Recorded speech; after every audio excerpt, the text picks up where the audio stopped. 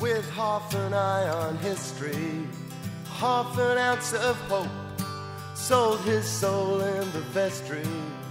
Money for old rope, been this way a million times, but now his time is nigh. He steps into the spotlight. He wants to say hi, hello. You are listening to Nakedly Examined Music, a podcast about songs and songwriters. My name is Mark Lintonmeyer. My guest for episode 169 is Wesley Stace, who started performing in England in the 1980s as John Wesley Harding. His first release, a live album, was in 1988. You're right now listening to the title track from his first studio album, Here Comes the Groom, 1990. He moved to the U.S. in 91, has had over 20 releases, and has written 4 novels. We're going to discuss The Impossible She from his most recent album, 2021's Late Style. Then When I Knew from the 2013 album Wesley Stace. That's the first one he released under his own name. And then Your Ghost Don't Scare Me No More from the 1998 album Awake. We'll conclude by listening to another track off of Late Style, Come Back Yesterday. For more information, see wesleystace.com. For more about this podcast, see nakedlyexaminedmusic.com, and to support what we're doing, you can go to patreon.com/nakedlyexaminedmusic. I will have played a little of Here Comes the Groom, the title track from your 1990 debut studio album. We're going to get pretty quickly to the new thing. Can we get some encapsulation of the journey from there to here? I know in 2013 you switched back to your own name, so that's something. I didn't really know what I was doing when I started, and Sire, I've had a lot of songs, and Sire hooked me up with producer Andy Paley, with whom I made my first 2 records. Mm-hmm. Then I wanted to take a little bit more control over what I was doing, because I felt on those records that on some of them I was a little bit overpowered by the band, or the band was too much the center of it. So I made an album called Why We Fight with Steve Berlin. And that was the first album where I kind of really thought that I knew what I was doing. And then I hooked up with a producer called Chris von Snyden, and I made a bunch of records with him, which were really me in control. Mm-hmm. And I really liked that. And that's when I think things started really cooking for me in the mid-90s. And made albums in various styles and kept doing so, often kind of hijacking other people's bands. That was a favorite thing of mine. Mm-hmm. I used the Decemberists on one band and the -5 on another and the Jayhawks on another, all different bands that I like. And that's a fun way to make an album, because if you do that, you can pick the songs you have that you think will sound good with those musicians. But, then we arrive at this new album. And for the new album, I wanted to do something. I was thinking, I've made so many different albums, but all in the kind of basically in a folk rock style, given that in the meantime, you could make beats and do looping and all the various tedious developments of music in the last 30 years. But I kind of felt it'd be really fun to make an album that wasn't strictly in the folk rock singer style. And I realized that a lot of what I listen to in the kitchen when I'm cooking, which is when I do most of my music listening and I cook for long periods of time, is basically kind of jazzier records like, Sergio Mendes and Herbie Mann, and slightly more swinging records, Dave Frischberg and Bob Durr and stuff like that. And I just thought, why can't I do that? I should be able to do that. Like Tom Lehrer, like white men have been making lyrics and singing wordy songs for many years. And there's a whole tradition of Bob Dylan and Randy Newman. But the Randy Newman thing really kind of goes back to Mose Allison. So when you think of somebody like Mose Allison, that's a swinging, very jazzy kind of music, but you're not missing the good lyrics. So I thought I wanted to make an album where the lyrics were right out front, but the music was more swinging and more jazzy. And I mean, we can talk about how that happened. I had to make a big decision.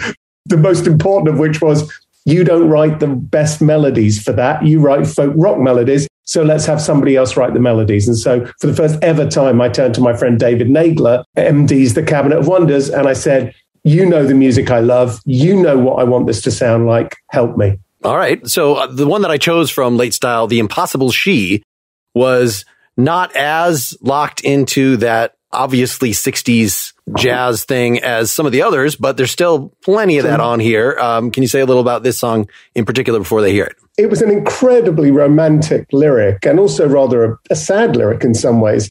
And I didn't know what David would hand me back on this one, but he knows that I'm a bit of a sucker for that kind of prefab sprouty kind of, slightly waves of synth pop. And so we just needed to find a comfortable, or, other people a band, it might surprise you to know that I've never been particularly into, bizarrely, because I know they're great. They just don't sing to me really loud, is Steely Dan. I mean, I like them. I just don't love them. I've never loved that band. And I think it's quite telling that my favorite Steely Dan song is Dirty Work, which Donald Fagen doesn't even sing, Sure. Early style before they became that thing. Exactly. But this song goes a bit in that Steely Dan kind of direction, certainly the furthest I'm ever likely to go in it. And I just love singing these songs. It's such a beautiful thing. It's such a beautiful experience to sing these lyrics that I hope were lovely lyrics over such, seductive melodies. And I think David did a beautiful job arranging it. I mean, the album came together in a very complicated, long process because of COVID, which has affected so much of our culture and our psychology over the last 2.5 years. And this album was ready to be recorded before COVID even hit. I had most of the songs in the can. Then we started, when COVID hit, this is weird. When COVID hit, my first thought was, no one's going to be doing any recording. Let's put out these songs in the demo state that they're in. And then I thought about that for a bit and I was like, no. The last thing the world needs now is scruffy demos, because everybody was doing Zoom concerts in their PJs. And I understand that that's all great and everybody was making a little bit of money finally.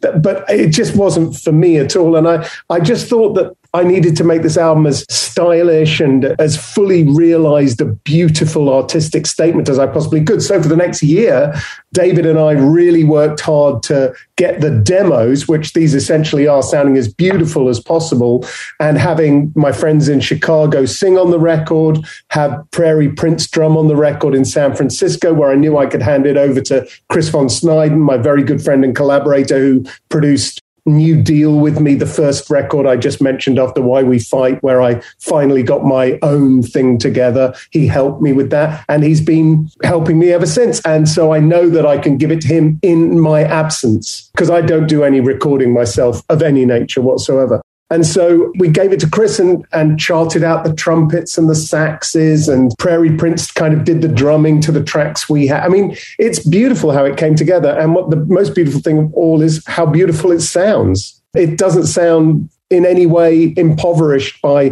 COVID or separation or distant recording or anything.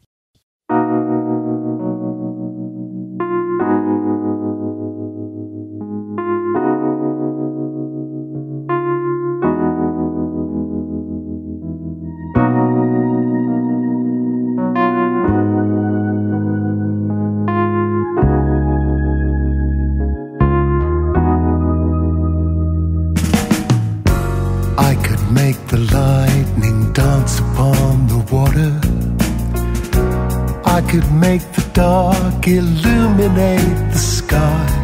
I'd take you to the furthest sea, then beyond geography, where the desert's wet, the oceans are bone dry. I could magic all the traffic from the freeway. I could make the great Alhambra disappear. I'd whisper you 3 wishes. As your problems slowly vanish, I'd banish them beyond the atmosphere. These things are easy to do. I learned them from you, and you don't want me to. You could make your movie without interference.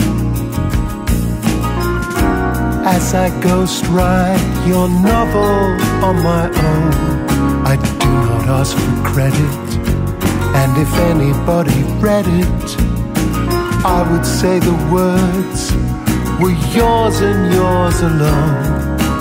I could make a double rainbow from a raindrop.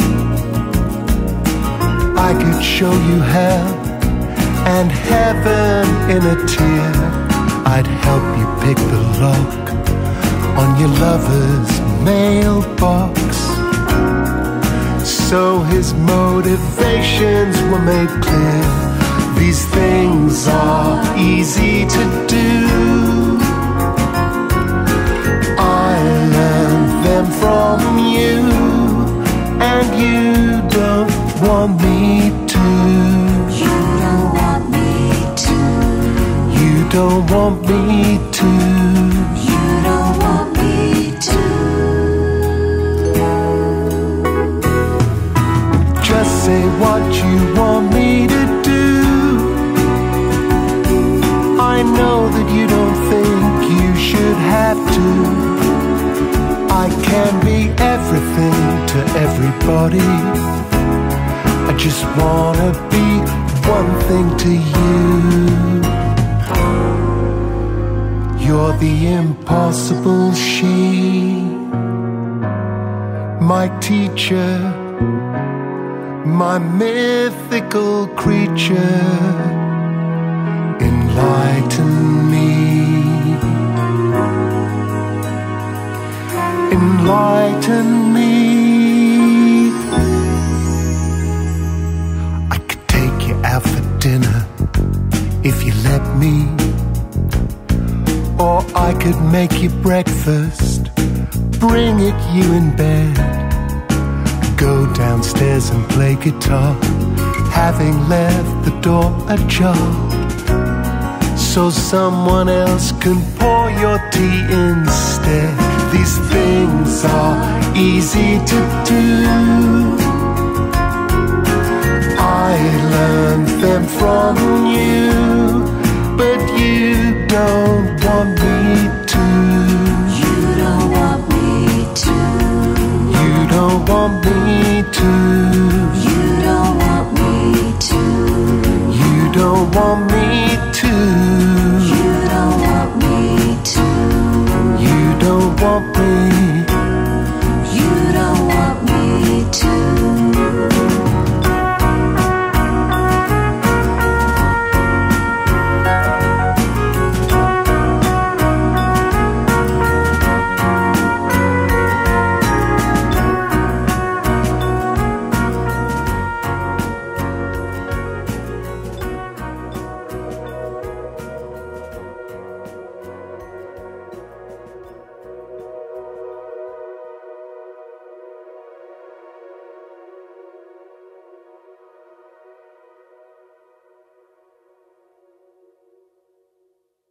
So I saw you do a solo acoustic version of this. So those are recorded after the album. This is your sort of way of promoting it. Is that these YouTube versions that you've been releasing to the songs off here? I wouldn't even call it a way of promoting it. It was my fans, the people who like my music are used to seeing me play songs often solo acoustic or in a duo format. So I just thought it was a nice gesture to firstly, it was a nice gesture to those people to be able, so they could hear these songs in a way they more associate with me. But also for me, it was kind of an Everest to climb to play some of these songs because David wrote the chords to them.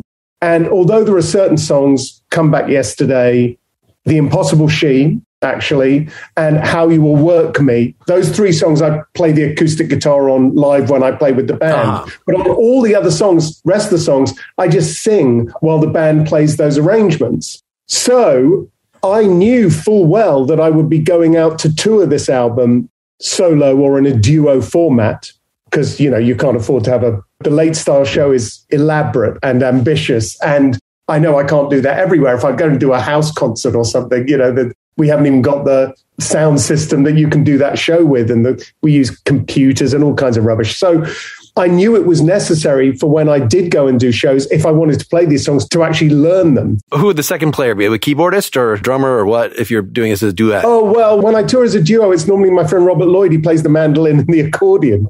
It's pretty folky. But, say you said to me, hey, Wes, can you play Do Nothing If You Can? It would be astonishingly lame if I couldn't. I mean, to me, that would be an insufferable situation if a DJ said, oh, I love, Where the Bands Are. can you play that one for us? And I was like, no, I can't. So to me, it was very important to find versions of the song. It was a lot of hard work to find versions of the song. So, where the bands are on the album, it's like, and you can't really do that on the acoustic guitar. So I came up with this because that is something that not only kind of is what it is on the album, but is also something I can play on the acoustic guitar. So it was a question of boiling these songs down, reducing them like a sauce into the best thing that I could do solo on the guitar. So each one I worked for, about, it depends, but, about a day to knock out that version solo acoustic. And I think during the pandemic, I think people have enjoyed things in little series that they can follow along day by day or week by week, like Bandcamp Fridays or, Family Quiz on Thursdays or whatever it is. I think that's been a very helpful thing for people through the pandemic. So I just thought I'd put all those solo versions up there. I don't think there's any promotional aspect to it at all. I should think one person probably bought the vinyl of my LP. But apart from that, it was purely so I could learn the songs. And I'm good with a deadline. So I realized that if I got this deadline going, then it would be worth doing. And I really enjoyed it too, but it was hard work. All right. Well, so even with The Impossible She, that there is guitar on the recording, I think it comes in halfway in the song, on at least as far as I could hear, that it's a keyboard dominated song. So there's no version of this where you wrote it or play it on piano or anything like that, right? It's just... I can't play the piano, so you can get piano right out of it. I mean, it is true that the cover of the album does feature a picture of me playing the piano, and I have been known to play the piano, and with some gusto and vigor. But I mean, I can't really play the piano beautifully. I can plunk along in a way that Neil Young would consider a bit plunky, if you know what I mean. And I do actually quite like to play the piano, but I'm not very good at it. So it's got to be guitar for me. And you're right. I mean, Impossible She's a pretty easy one because it's just nice chords. A few major sevens. But a lot of those chords that David plays, I just don't know those chords. I've not been used to playing samba songs with flattened sevenths and +9. And I just don't know those chords. And so I really had to work out versions where I could play the songs. And you're right, on Impossible She, the guitar only comes in, I think, at the second verse. I know it's sort of a natural extension as an acoustic player, especially of, it's easy to get to fall into the same licks. And so expanding the chords, at least in ways that make sense for your fingers, you might not know what they're called, but like, let's move the 3 fingers up 4 frets. And wow, that's a nice open sound. Or I don't know, do you mess with alternate tunings or anything like that? Totally. And I mean, and that's what I've done for the last 25 years. Doug Julin, you know who that is? No. Doug Julin played in a band called Poido Pondering. He's in a band called the Sunshine Boys now. He played with, me and Scott McCoy and Doug did a tour together called John Wesley Harding's All Male Threesome. It's like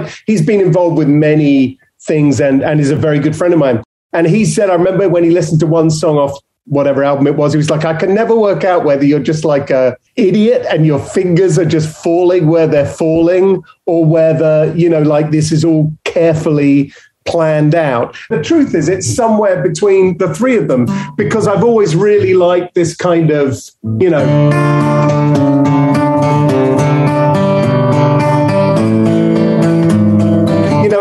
And what that comes from for me is folk music, because all folk music, which is how I learned to play the guitar and what I first learned to play, is basically, as well you and your listeners know, is, most, apart from it's a lot of it's about the bass drum. You often hear, when you hear a heavy metal guitar player to play the acoustic guitar, you get a lot of, or like a rocker, you often get a lot of this kind of thing.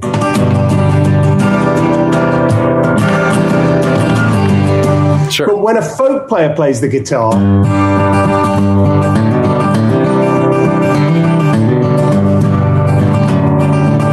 you get a lot of the bass drum. And from that bass drum, I find a lot of the melody and the song structure comes from. And I found that very useful in my songwriting. But this was way beyond that. I don't know if you can locate the song. And in fact, it isn't available in any digital version. So the answer is you probably can't. But I had all these lyrics for Late Style, and I really liked the lyrics. I thought it was such a good set of lyrics, and I thought it was good for this. What in my mind was this, Tom Lehrer-like, Mose Allison-like, more swinging version of it that would be a lovely milieu in which to hear these songs. And one of them was called Can't Read the Signs. And I wrote a melody for Can't Read the Signs, and I put it on a tape. And I was like, okay, well, I'll go over it. I wanted to see my friend Pete Donnelly from the Figs. And so I went over to his studio, and Patrick Berkery, my drummer, came over, and we cut a version of this song, Can't Read the Signs. I was just like, this is just the kind of swinging thing. This is going to be perfect for what I want. And when I got it back, I was like, well, it's great, but it's just folk rock. I mean, it's just another folk rock song, which I really liked, but it was like, it wasn't what I wanted. And hearing that was when I handed it over to David Nagler. But what happened was, about a year before Late Style came out, I put out this book, which is the Late Style lyric book, which includes all the lyrics to what an album that nobody knew it was called Late Style, and nor did I, that wasn't going to come out for another year.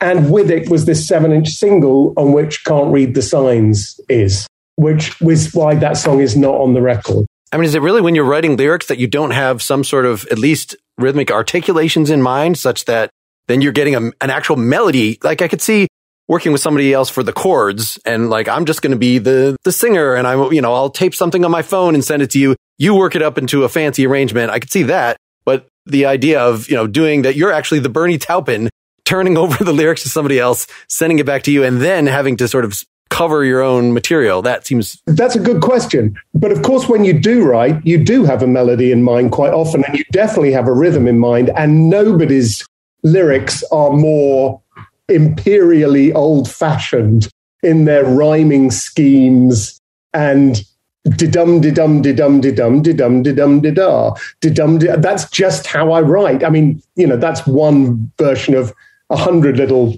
crummy structures that I use.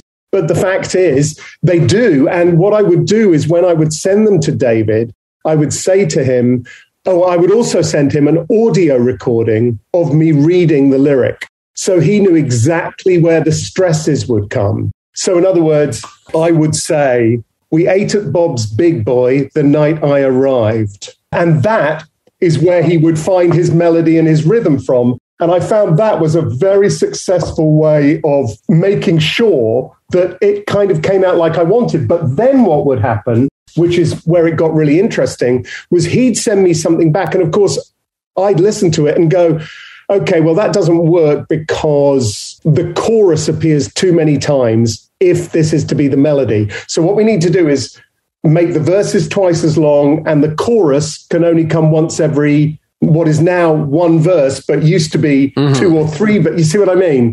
Or I would say, this song is great, but it hasn't got a hook, and the hook should be, and then I'll go to a piano and plunk out my little voice memo of the California Fix. I remember waking up one morning going, oh, that's what it should be. Ba, ba-da, ba-da, ba, ba-da. And then I'd hand that to David, and he'd rejig it into that. And, there was a process of give and take, but he wrote the melodies. I probably screwed them up a bit afterwards, but for bits that I could sing like me. Even the pauses, I would say the words are yours and yours alone. That would be in the thing you would submit. Or is that a matter of you have the melody, now you can actually, like a swing singer, add some pauses and add, because it's not all da-dum, da-dum, da-dum. It's actually kind of free floating like you're on the mic. Yeah, once you start singing them, you're going to sing them in the way you can sing them to express those in the best way. I wrote a bunch of places where there are little pauses in there that like, okay, what, if you had written this as a short story, I don't know exactly where those might come into the process. If that was a thing that just is when your voice is actually articulating it, or if it is somehow conceptually relevant, but they are conceptually relevant sometimes, aren't they? I mean, a pause can be extremely important. And there are certainly in Your Bright Future, which is kind of the centerpiece song of the record. There's a lot of little bits of, I hope, a lot of bits of nuance in the delivery. Very freeing experience. We'll get the second song out there pretty soon, but let me actually ask you about this story. So are you writing these this is like a short story? Are these at all personal expressions or imaginative expansions of personal expressions?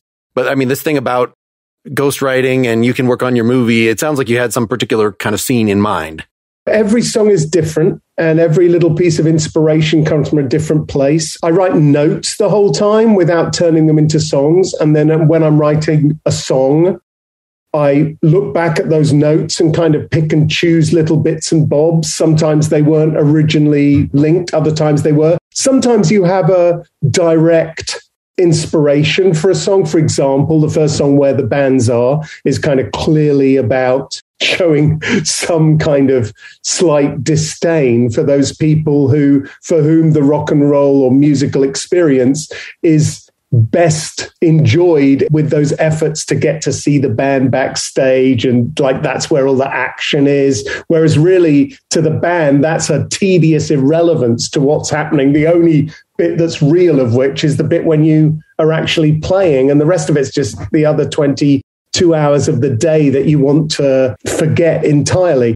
And, you know, an Instagram and letting people know, oh, I'm here and, you know, all this stuff. And so that kind of had that was my impetus. And it ended up being the first song on the album because it was the first song that David and I wrote in the process. And it sounded like an introduction for me.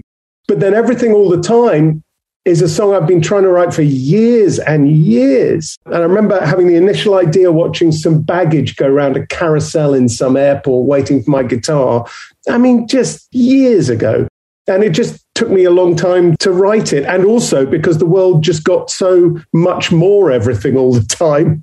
You know, when I started writing that song, there may not have even been internet. And then when I finally released the song, my daughter goes, what's that guy's name? Oh, Bo Burnham. My daughter, who's 15, goes, oh, there's a Bo Burnham song where he sings everything all the time at the end. I was like, what? So, although having said that, she's the only person in any review or anything that has mentioned this huge Bo Burnham song on his special. I was actually just Googling that as we were talking to like remember who did that. But no, good to hear that you scooped him by predating him. Not only predated him, but our first demo of Everything All the Time was probably recorded before Bo Burnham even had done his first live gig. I mean, it's a really old, you know, that's the oldest of these songs. So it's like, where does it all come from in the end? It's difficult to know, but I did feel that there was a kind of stuff I wanted to say about love and the world and all the things that are all our concerns. It's easier in a sense to talk about a specific line than it is for me generally about, I mean, you know, you can tell what each song's meant to be about. You know, All the Use it's a love song about being baffled and in love and feeling left out and included. And whereas How You Will Work Me is a very sarcastic song about people who complain about making music, which is such a wonderful thing to be able to do and for an audience and a public to allow and pay them to do. So it's kind of making fun of myself anytime I feel like complaining about it. The Impossible She, maybe passive aggressive came to mind. It is slightly mournful, but it's also, you can just say no, that's fine. No, I'm generously trying to think. It starts off, you know, with this kind of general sweeping poetic stuff. I can make lightning dance upon the water, desert wet, the ocean's bone dry. I could make the Alhambra disappear. And then it gets to, you know, by this later verse, talking about her making her movie and I could ghostwrite your novel. Very specific in a way that... To me, oh God, this sounds so weird trying to articulate, but to me, it's a subject I've returned to many times. And in fact, I just wrote an opera about, which is kind of the degradation of myth, which is it starts out in this incredibly mythical, you know, the elements and, you know, and all this stuff. And it ends up with someone's going to fuck you upstairs while I'm in the kitchen. The last verse is, I could take you out for dinner if you let me, or I could make you breakfast, bring it you in bed, go downstairs and play guitar, having left the door ajar so someone else can pour your tea instead. I nearly said so someone else can stir your tea instead, but I thought that was a bit gross. So it's about feeling left out in that moment. Passive aggressive doesn't spring to mind. What does spring to mind of that song is longing and fear of failure. romantic longing, just like all the U's. And what that's about is, I can do all these things. I am a magical person, and you are not interested in that because you can do them too. You don't need me. I do not complete you in any way. A lot of my songs are often written from I like it to sound as romantic as possible, but I'm not unaware of how difficult situations are. And I generally tend to write something in The Person You Are is that from 1991 or whenever that song was. It's a common thing that I write about. Before we get on to that second song, let's stop and do our sponsor break, the Nebbia by Moen Quattro Showerhead. The Nebbia story is a profound, inspirational tale of some folks who were very passionate about water savings. One of the co-founders was on the Apple iPhone team. There are former Tesla and NASA engineers also involved, and they designed shower heads that attracted the interest of some of the biggest names in Silicon Valley, including Tim Cook, to create a superior shower experience that is affordable to you and saves the planet. Their most affordable shower yet is the Nebbia by Moen Quattro. Quattro is the world's best high-pressure water-saving shower, designed in partnership with industry leader Moen, leveraging their respective strengths to create a new cutting-edge product that paves the way for conservation efforts around the world and furthers their joint goal to save 1 billion gallons of water by 2023. I have this. I use it. It has 4 spray modes, the classic spa spray, and 2 powerful high-pressure spray modes, and then one for washing babies and the dog and stuff like that. All modes are very luxuriant, and each mode saves you 40 to 50% of water compared to a traditional shower. This product was simple for me to install. I put it upstairs, I put it downstairs, I put it upstairs again. I would not do that if you couldn't just take it off and put it on willy-nilly. Nebbia by Moen Quattro starts at just $119 exclusively on Nebbia.com, and Nebbia gave us a special discount just for our community. Go to Nebbia.com/NEM and use code NEM at checkout to get 10% off all Nebbia products. Again, go to Nebbia.com/NEM. That's NEBIA.com/NEM to check out what they have to offer and save 10% with the code NEM. All right, let's get the second song out there. So, When I Knew, from the self-titled Wesley Stace 2013 album. This is similar in quite a few ways. It's almost exactly the same tempo as the song we just heard. That was not my intention, but of course it's coming from an R&B place rather than a jazz place. And that's actually interesting you say that, because I would say that what happened was I made all these albums under the name John Wesley Harding, which was all going perfectly fine. And I just had my first album for Yep Rock, which was an album I made with the Decemberists called The Sound of His Own Voice. And just after that, I had started publishing novels under my real name because I didn't want the name John Wesley Harding to be on the side of these. The first one was kind of a Dickensian, literary hardcore masterpiece theatre is what it was, called Misfortune, and based on a song I'd written years ago on an album called Awake called Misfortune. And I didn't want John Wesley Harding to be on the spine of these books. I thought that would be ridiculous. So I did them under my own name. But the books were kind of taking up more of my time and promotional energies because I was traveling all over the world, to Japan to promote these books, to France and Italy and Spain. It was wonderful. And it just got ludicrous having 2 names, Wesley Stace and John Wesley Harding. To start with, it made people introducing me have an incredibly long task. And I got tired of hearing it. So I thought, screw it. I'll just make albums under my own name. Well, of course, nobody likes that. Record companies don't want you to change your name. Gigs don't want you to change your name because the audience knows you as this. You either have to just have one name or you have to have a million names like Bonnie Prince Billy. And, and like everybody, nobody knows where they are at all. So it's either one or the other. Only Mellencamp did it successfully. You'd have to add a transitional John Wesley Harding Stace or something. Yes, exactly. That's exactly right. And don't think that wasn't an influence. I think only me and Elton John are the people to add John to our names over the years. So I thought, well, I'll do as Wesley Stace. And it just so happened that that first lot of songs I was writing, that was the Wesley Stace album, self-titled, which I think was my best record by a long way. I adore that record. And it just happened that they were, for the first time in my life, a very autobiographical set of songs. not songs that merely, all songs are autobiographical and tell the listener all about you, even if specifically trying not to. I know about Bob Dylan, whether the songs are autobiographical or not. He's putting a lot of himself out there and into those songs. But these songs were not only that, they were also specifically autobiographical. So that, when I knew, it sounds bizarre now to say it, and I don't know how many verses there are, but that is the moment I met the most important people I've had love relationships with in my life, and the last verse is about my wife.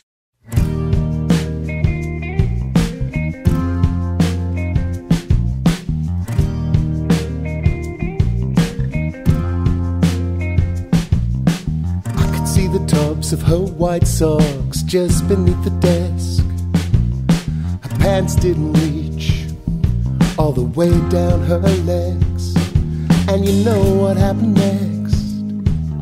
I said hi politely, and we went out for coffee. Yeah, yeah, yeah. That was when I knew I was wrong. That was when I knew.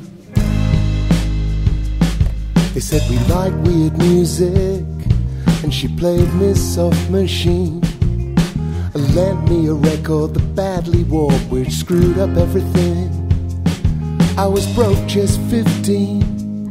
I scoured London for a replacement, found one cheap in an Oxford Street basement. Yeah, yeah, and that was when I knew I was wrong, wrong, wrong. That was when I knew. I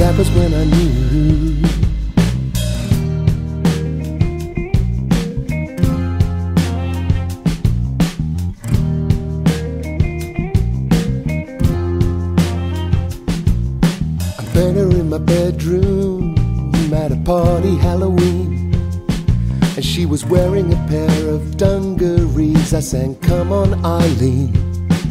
I was being slightly mean, and it just made her smile, which made me feel childish. Yeah, yeah, yeah. That was when I knew I was wrong, wrong, wrong. That was when I knew. Well, we played a song from scratch that night, and when she'd done with singing, she just took off stage right, left us winging it, and the band went down swinging as she made her exit arms in the air. Well, I caught her, I was unprepared. That was when I knew I was wrong. That was when I knew.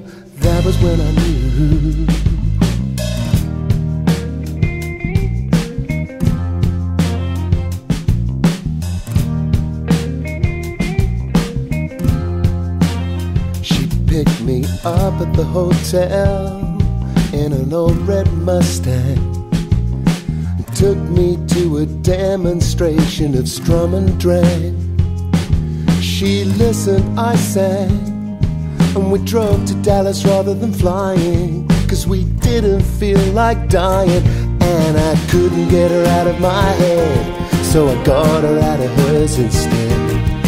I couldn't get her out of my head, so I got her out of hers instead. I couldn't get her out of my head, and we ended up in bed.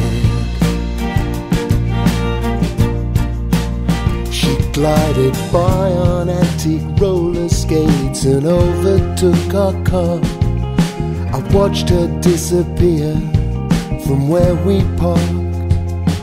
It was just south of Market. In the Castro sun she glistened, and when she spoke, I listened. That was when I knew I was wrong, wrong, wrong. That was when I knew. Said I'd cook a curry, which got me in her kitchen, but a friend turned up by chance, and my spice seemed less bewitching, which left me feeling itchy. She stayed for one old bottle of wine, but we played it cool, we bide our time. That was when I knew.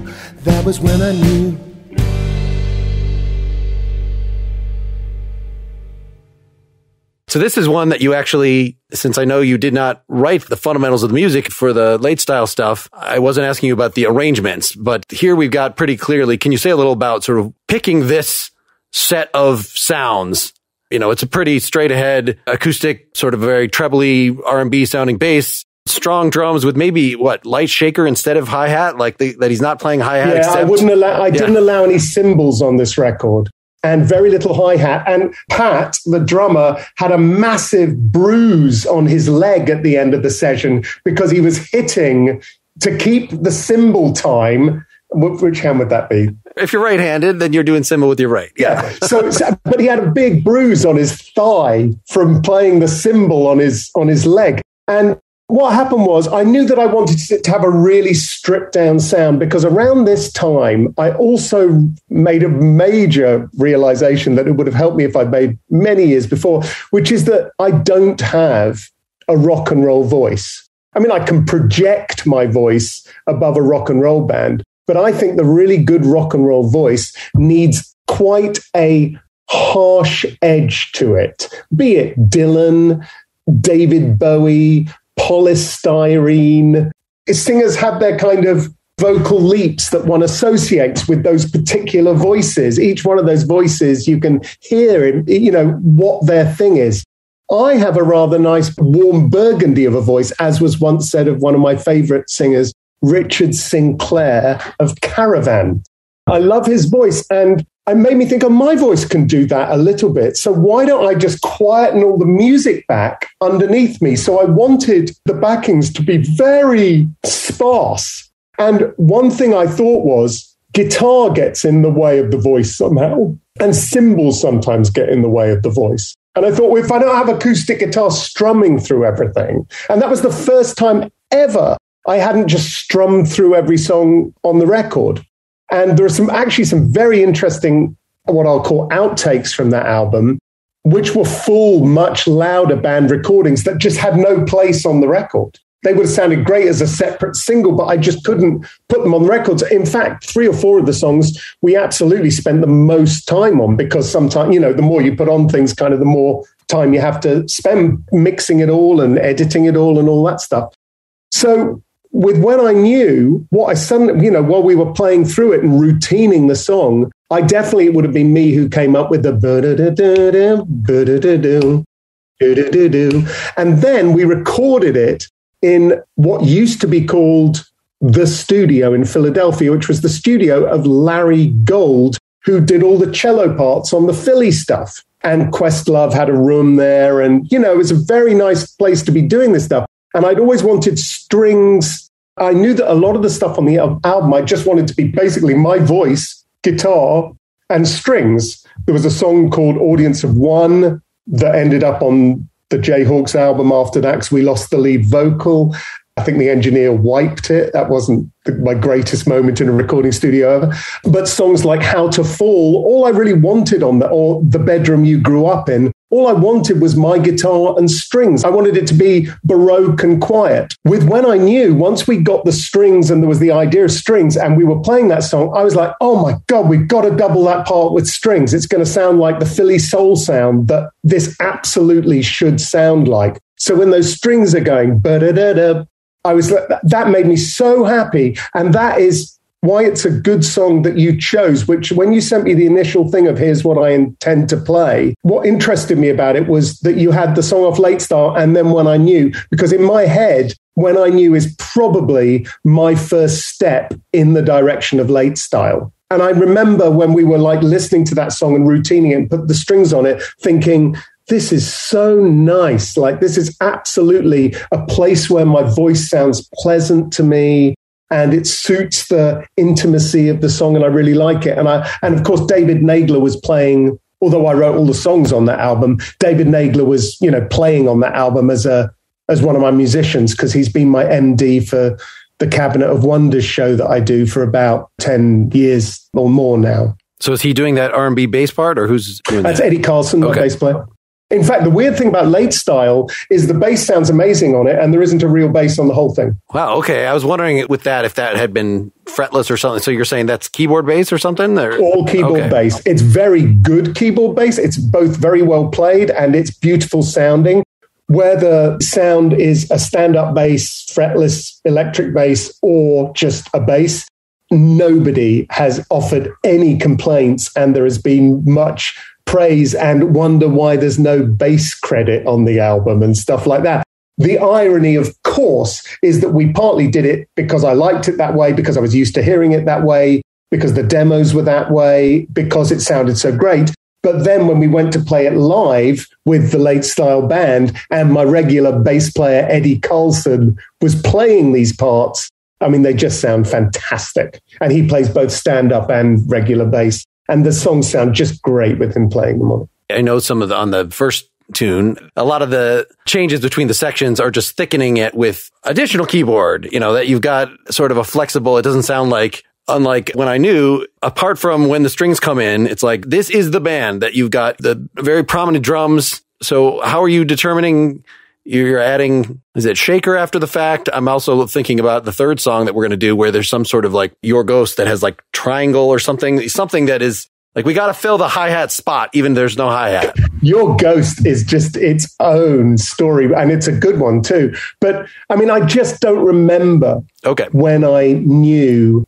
I haven't listened to it in years. I can't quite remember how the arrangement is, but certainly the idea with that song was not to build it to any crescendo. It was to have it float along and just feel like bliss the whole way through it. Another one on that album is a song I'm very fond of, is a song called Canterbury Kiss, which is another one of these autobiographical songs. And the end of that goes completely float on. I mean, it's got the same two chords in it. And that's what I was going for with When I Knew as well. Possibly something to do with having moved to Philadelphia and liking it here. Although I've always been very, very keen on that music. Even as a kid, I remember watching Harold Melvin and the Blue Notes on Top of the Pops doing Don't Lead Me This Way with Teddy Pendergrass singing. And there's that long intro on that song. And I was like, how long is this going to go on for? And I mean, I must have been 8 and it just spellbound me. And I've always been very fond of Teddy Pendergrass. Do Nothing If You Can on my new album is totally love TKO, the kind of thing that I'm into. Teddy Pendergrass, I think about every day because he had his horrible car accident, which turned him into a quadriplegic or whatever it was, that he then had a comeback after and sang on Live Aid, but meant he was in a wheelchair. That accident happened at the end of my street where I take my kids to school every morning. I go past the spot where that accident happened on Lincoln Drive. So I think about him quite a lot, really. And that song, Do Nothing If You Can, which we're not really talking about, but that song is purely like, why can't I have this with my lyrics? What lyric could I write that would suit, not what Philly soul pastiche lyric could I write that would suit a Teddy Pendergrass type treatment, but what lyric could I write that would be like one of my lyrics? You can't do your tribute to Love TKO, say, and write a protest song about Russia invading Ukraine. It's not the right thing for that. That can be a folk song. That's fine. I've got my Phil Oakes guitar and that's all I need for that. So I needed to find a lyric that would beautifully suit that kind of thing. And, a song about taking it easy because of lockdown. I call it my lockdown jam, that song. Anyway. Go ahead. Well, no, but I'm going to interpret that back in terms of When I Knew, that you're using a sort of R&B light, breezy thing, and you got wrong. You got some expressions of that, but it's a story of the kind that would come out of your head, that would come out of your mouth. One of the interesting things I thought, that it's so many verses, and other than this occasional break that you bring back the intro, da-da-da-da-da, mostly it just goes straight from one to the other, like with no pause, where it did take me a little while to figure out that you're not talking about the same woman through all these. Like, it would be impossible that you get to one that you're talking about how you're 15 and then how you're on stage. Like, okay, clearly I can tell from context, but there's not the great division of like, and now we're entering, there's nothing other than that, what the words mean to signal we're now entering another scene here. Well, the listener has to do a little work as well. Okay. I'm not the only one doing the work here, mate. It wasn't until you're just telling me this that, I know that the earlier ones, this is when I knew I was wrong. And at the end, that's when I knew, but it doesn't hit you over the head that I wasn't wrong, or that's, that it's just, you're just merely not finishing the phrase. And 17 years later, we're still happily married. I can't remember whether it's precisely chronological, that song, but that's quite a thing with those moments when you first meet somebody. Mm-hmm. You think back to those moments, right? And you never forget them. And some of them might not even be true in a weird sense, because you've kind of conflated, did we meet at that? You invent a story, and that story becomes the origin story. And those are the 7 or 6 or whatever it is, origin stories. Oh, I mean, true as far as I'm concerned. I'm not making any of them up. So I guess that was when I knew, semicolon, I was wrong. That it's not the moment I saw her. That's when I knew that she was wrong for me. No, that is when I wrongly thought that I had found my life mate, and then, later found out. Every lyric I've ever written is exactly right on my website. Yeah, well, I've had this song called I'm Wrong About Everything that was a good song for me and was in the High Fidelity soundtrack. And so I like being wrong about things. I mean, it's a thing that I generally, and there's another song of mine on Awake called It's All My Fault. It's just a complete theme in my writing. And that's all completely true about that Soft Machine record. I mean, that was such a story in my youth. I think that was when I knew, it's like love at first sight. Mm-hmm. But then if you fall in love at first sight with somebody, then you're wrong about all the other times you did it. Sure. Everything in the past is immediately wrong, and everything now is immediately right. So that's when I knew. That was when I knew I was wrong. There can be a colon there or a semicolon, but there needn't be one either. And all those things are in there. Like that Dylan line that Christopher Ricks analyzes, the highway is for gamblers, better use your sense. Well, everybody knows what that means. You should use your common sense if you're a gambler on the highway.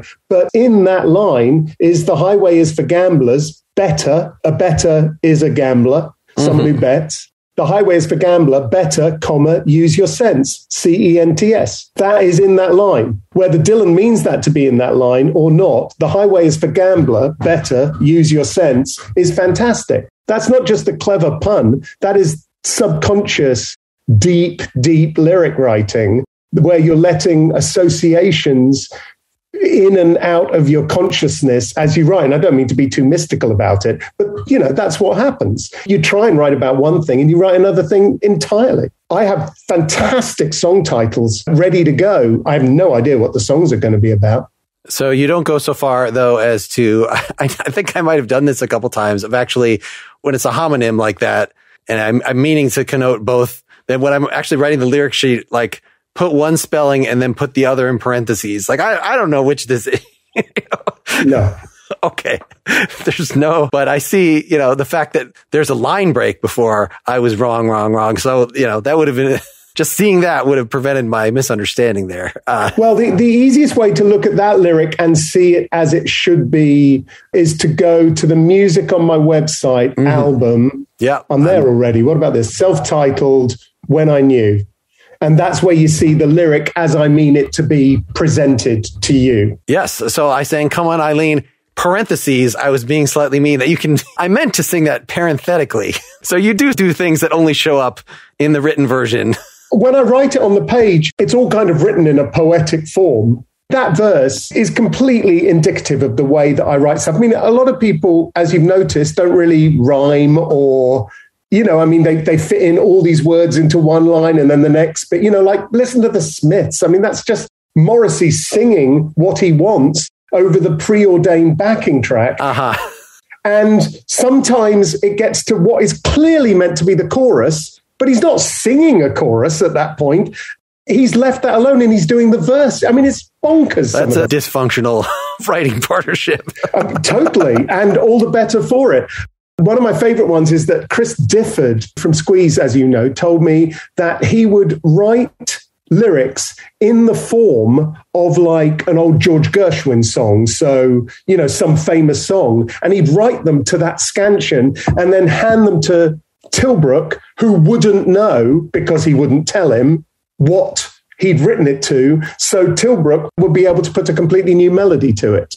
I always loved that story. But you can see a lot about the way I write lyrics just from the scansion of that. I met her in my bedroom at a party Halloween.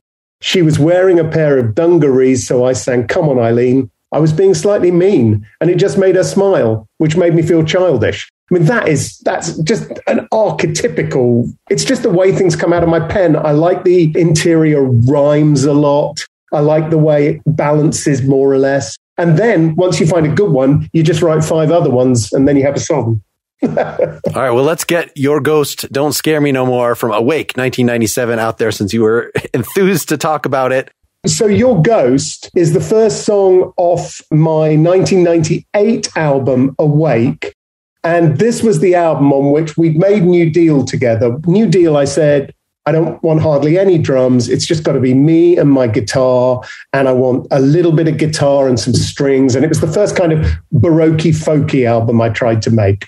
And we had such fun doing it, and it didn't do badly, that I said, let's do it again. But this time we're going to throw in some drums, some beats, some synthesizers.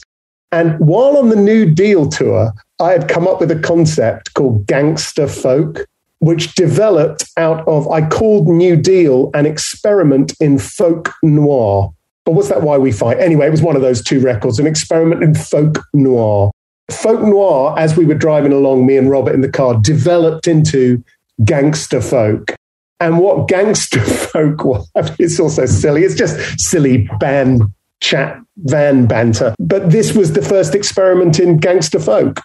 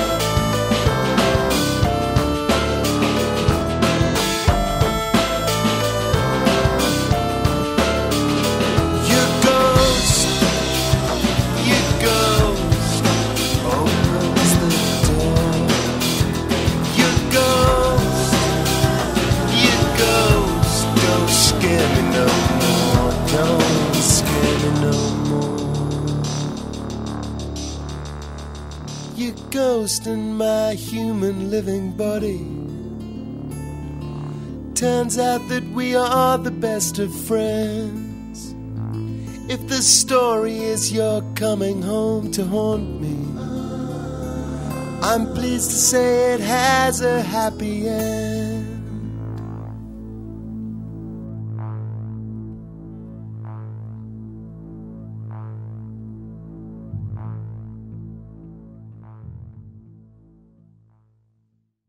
So talk about your choice of sound palette for this one, that big fat old drums, and that I assume they're just, what, do you know where that keyboard sound came from, or the one at the end, that clanging? I know all about everything. Okay. So this is two people as New Deal in a bedsit studio with a studio console. I mean, you know, proper equipment. But when we went to master New Deal, Bill Inglot, the famous mastering maven, said there's a very odd noise on the vocal. I can just hear the squeaky noise on very quiet on the vocal. It's quite, I'd like to get rid of it if I can. Is it on there? And I said, yeah, because I was sitting on his bed while I was singing. So it was the bed springs. He could hear the bed springs on the vocal. So it was quite Spartan situation, even though Chris was very good at dealing with it on ADATs, is what we were recording on back then. So we had a keyboard. And I mean, the simple answer to this is it's my attempt to sound like Dr. Dre, but in a way that I could contextualize it into my song. So that thing that's going,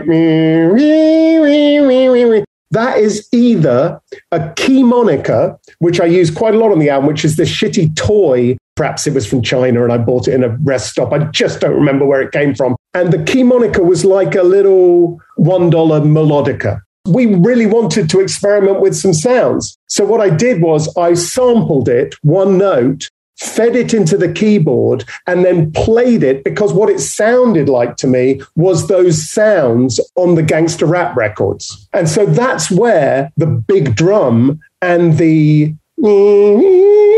that bit, that's where that comes from in my head. And so that's why we called it Gangster Folk, which was, of course, a joke. But I mean, if you listen to a song on there, there's a song on there called Burn, of which the percussion parts is basically a lighter, a match striking. It was just the time when I could do these things for the first time in my life. With Chris's help, I'd come up with these ideas and we'd see if we could make them work as a rhythm track. And so it didn't feel it, but I suppose you could say it was quite conceptual at the time, because I was just trying to make things interesting for me in the studio, but within the confines of what I could possibly do, make it original. I mean, it's the same argument for late style, really. It's just that this was a long time ago. So this bass sound, I mean, this sounds like bass synth through a guitar pedal. Do you remember anything about that? It's the rumbling bass from whatever keyboard I got to make it sound like it would sound like it was coming out of some bloke's very, very annoying car, very loud as he drove by me in the Mission. That's what I was trying to make that sound like. Yeah, that it's throbbing and distorting at its... Yeah. So there are real drums on that track, but it's not the whole song. You know, we just got a section of them going, you know, and then the click track was that really annoying thing. And then, so basically, you know, I would have gone in and played, I don't know what key it's in now, but this is how I played it.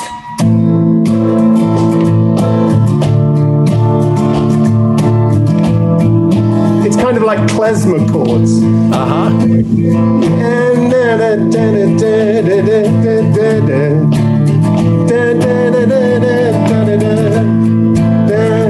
you go. Here goes. That acoustic guitar part, we would have then stripped that out entirely. So there was no acoustic guitar, because the last thing I wanted would be, I guess there probably is acoustic guitar on the chorus. And then we would start building the track up from nothing in Chris's bedsit studio. Some of the most fun I've ever had making music, because I think we both felt it was just fun and there was nothing to lose. I mean, just to make whatever we wanted in whatever way we wanted to make it, and to be as imaginative as possible. It didn't matter. Yeah, I think there is acoustic lightly throughout, sort of just stuffed in one ear. It's not taking up a lot of space, but then it's not till the last verse. You know, an interesting way that the narrative and the Halloween aspect combines here, because the whole thing is, it's actually not spooky. That it's in fact, the ghost is telling you a spooky thing at some point in there, that is the theme of that it is humanistic, not Halloween. It's the opposite of Scrooge. Uh-huh. They have pleasant conversations because they've passed the scary bit. You know, I used to be so terrified to see you moaning like the hinges on the door. That's straight Dickens. But now that late night sound is like a lullaby to me, though I know I won't be sleeping anymore because we're just going to talk all night. And then at the end, because there's a kind of a coda on the song, and that's the bit that goes more New Deal, you know, your ghost and my human living body, turns out that we are the best of friends. If the story is you're coming back to haunt me, I'm pleased to say it has a happy end. And so there's a happy coda. It's a happy ghost song. Yes, using the word opined as a verb in this, I thought, so is this that you are actually trying to connote a sort of Dickensian vibe with the 100%. But I mean, people are endlessly entertained by the funny words that I use in things. I mean, apparently there's one in every song because people are always going, oh, he uses the word anti-penultimate in this or whatever it is. I mean, people like that stuff. I certainly don't do it to order, but I do. There's a lot of words out there. Let's try and use some of them. Well, and if we're going to rhyme, we got to... Well, sure. You don't want to do the same ones every now about that. Yeah, because mind rhymes with opine. That makes sense. A lot of people, I would say, would not criticize, I'm not worried about it, and I'm not offended by it, but would say that I rhyme quite heavily. And that's because I really like rhymes. You know, I mean, I really like them. I like the punctuation that they offer to sentences. And, you know, I mean, you speak to me in sign language while you're eating a sandwich. That to me is bliss from Dylan's song Sign Language that he wrote, the horrible Eric Clapton recorded. That's bliss to me. And I love to fill my songs up with all kinds of, you know, I mean, basically the songs are all about something. Sure. But they are equally primarily about my love of words and using them to express things. And I mean, I say that in no they're meaningless kind of way, but to me, that is some of the greatest bits of expression, not of mine, generally. Like, you know, there's a song, got Wooden Overcoat on this album, Awake. Maybe it was an extra track, I'm not sure. Anyway, you know, that has these lines that spell out death sequentially. Nobody would know that, but it's satisfying for me to do. Don't ever act too humble. Don't eat away the heart. He's tearing apart each dungeon. His tail's an evil dart. And the first two lines spell death, and then the second two lines spell death backwards. I mean, it's completely meaningless to anybody but me, but it satisfies. I do crosswords. I play Scrabble. I like doing the Wordle. I'm into that kind of thing. You know, I like letters and I like words. I like random words. I fully appreciate David Bowie chucking things together. I fully appreciate the cut-up method. You know, I like Oulipo, where you have to write a novel, you know, without the use of the letter E. I like all those things. So sometimes I write about, it may appear to you or anybody else, and it doesn't matter, quite a simple thing. But in fact, the linguistic thing the exploration it's come from might be something quite complicated and weird. It doesn't matter at all. And there's no reason to know it or even talk about it. But it's an inspiration to me. I mean, the rhyming also then provides a template. For me, at least, it makes it easier or, I don't know, more challenging to fit in. I noticed that. So in the first verse here, you've got chains and again, but you don't have the 1 and 3, you don't have to rhyme. So often I would at least try, like, what feels natural coming out? And that becomes like the crossword puzzle of how I can make every 1 and 3 and 2 and 4 rhyme or put rhymes. You know, I know rappers and things, and they like to put rhymes inside the line. That's one of the ways of spinning this out. And that was one of the reasons that I was so into rap music when I was listening to it in the early 90s, because it was Victorian in its love of expansive rhyme schemes and words tripping over each other. And that really appealed to me. And that's what got me into rap music at all, and why I was listening to Dr. Dre, and why Your Ghost sounds like Your Ghost, pretty much. Because to me, in the end, they're all just the genre things. You've got to make it appropriate to the sound of the song, obviously, but the genre things are all very collapsible, you know, where prog ends and fusion begins and jazz doesn't go, and no, I don't like black metal, I only like heavy metal. It's all funny to me, that stuff. It's the lines are so blurred between all of them. That's what's great about it. Well, that's what, you know, you mentioned Prefab Sprout at the beginning of the interview, and that is a band, you know, somebody introduced me to in college that, like, hey, the music you're making is actually kind of similar to this, because it was something coming from a folky perspective, but that was like, well, we can throw in some jazz chords and we can throw in some thick synths or, you know, whatever. But it's still basically folk music. It's just trying to make it not boring folk music. Yeah, exactly. And that was a heady brew to me at the time. You know, that was good. And there are other people, and like Talk's a little bit like that as well. Quite pastoral in its own way. I mean, like All the U's, if I read it in a bad way off the page, David wrote a beautiful melody for this. If I read it in a bad way off the page, it will sound horrible. But you see, the rhyme scheme is like, you're everywhere I am before I get there. You're nowhere that I think you're going to be. You're always undercover. You have so many lovers. I think that maybe one of them is me. And if I read that in a nice way, you'll think it sounds very romantic. But the thing is, I like the mechanical aspect of having it very, very rigorous as I write it. It's like the bit in Get Back, which I'm actually just writing a song about at the moment. Though nobody will ever know that's what it's about. When Paul says, let's just get it mechanical and then we'll come back and do it properly. Let's just get the parts down mechanical. So, you know, so we sound like robots is the idea. And of course, they never get anywhere near that. But to me, that's interesting, all that stuff, because that's what I do too with the lyrics, is I just make it very mechanical and then I kind of finesse it a little bit. Well, let's just introduce the last tune so we can wrap this up. So Come Back Yesterday, though it is also retro 60s, it's not in the same way. It's not the Portuguese Stan Getz thing that, you know, some of the other ones connote. It's not Burt Bacharach. It's more the pre-psychedelic, you know, it's got a harpsichord. Let me put it that way. It's a vision of if the Partridge Family made protest music. There you go. All right. Well, thank you so much for doing this. This is a nice, fun one to send folks off on after the equally fun but spooky Your Ghost. So to have something light here is nice. What's the state of the next thing? You said you're already in the middle of writing the next album? Yeah, I mean, COVID has very much upset any lengthy promotion for Late Style. And so I think I still have a bunch to do with this album before I move on to the next thing. It would be a shame because I'm very proud of it. Mm-hmm. But of course, you know, I'm always writing and having little ideas. And I'll definitely make another album with David. I think we're on a good path, you know, for at least another album. And there was a time where I was going to make this Late Style a duets album with Kelly Hogan.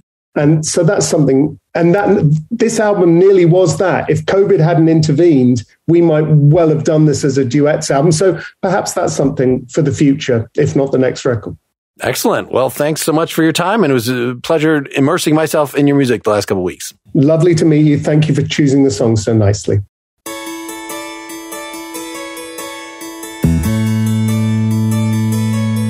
Oh, you're such a bad winner, baby. It must be beginner's luck. I don't know how, but you got it done. I guess you're a lucky duck. So wave your medal upon the podium and then please go away. Oh, oh, come back yesterday. You got the balls for a struggle, baby, but you don't have the stomach for love. You want it all to be all about you, and even that isn't enough. So eat your words and delete your account. You're old and in the way. Oh, oh, come back yesterday. Way back before Hitler, baby, I think we were warned of it. How the man who in nothing at all wears any clothes that fit. And And they'll cover up every crime they commit to delay the moment they come back yesterday. Your clothes will be way back in style like your views, and women in kitchens, or maybe as muses, and old worlds to conquer, and slaves with the blues, and ask but don't tell, except when you're cruising, and problems you cause you can blame on the Jews. It's better for everyone. The kids round here have got wide open minds, they're more empathetic than you. But even the cutest cannot relate to your antediluvian views. Your monument will be your grave, the epitaph will say, oh, come back yesterday.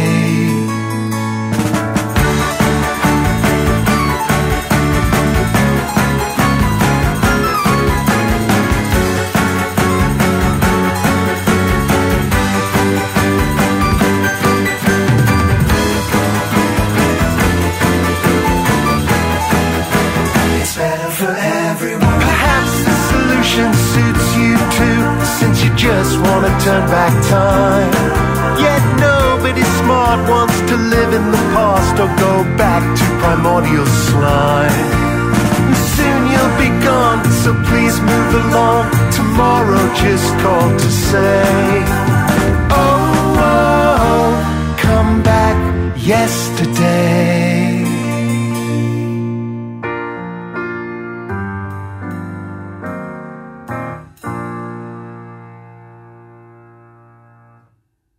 Thanks so much to Wesley. Just the kind of chatty, literate guest that I love to talk to. You can hear more of him at wesleystace.com. For my next episode, I am thrilled to have talked to Bob Mould of Sugar and Husker Du fame. And after that, Ben Vaughn, who has a very 60s style. You've heard him on like That 70s Show. He wrote the theme for Third Rock from the Sun, other things. You can hear all of those and my many previous interviews by subscribing directly to this podcast through one of the many links at nakedlyexaminedmusic.com, or by paying to get the ad-free version with my notes through patreon.com/nakedlyexaminedmusic. And if you use Apple Podcasts and are listening to the Nakedly Examined Music feed, there is a button you can click to upgrade to the paid version of that feed, which gets you ad-free stuff from not only this podcast, but also pretty much pop and Philosophy versus Improv, both shows that you should spend some time with if you have not already. I do not say often enough that this is a podcast from the Partially Examined Life Network and is also featured when I get around to writing posts for it at openculture.com. So thanks to them. Hey, does something in this intro and outro sound different? I have a new mic. An SM7B. I've upgraded from my AKG 3000, which I used since the 90s through the entirety of my 13-year podcasting career. So a big step. Hope you enjoyed this episode and you're all doing well. In whatever way you can, keep on musicking. Until next time, this is Mark Linsenmeyer signing off.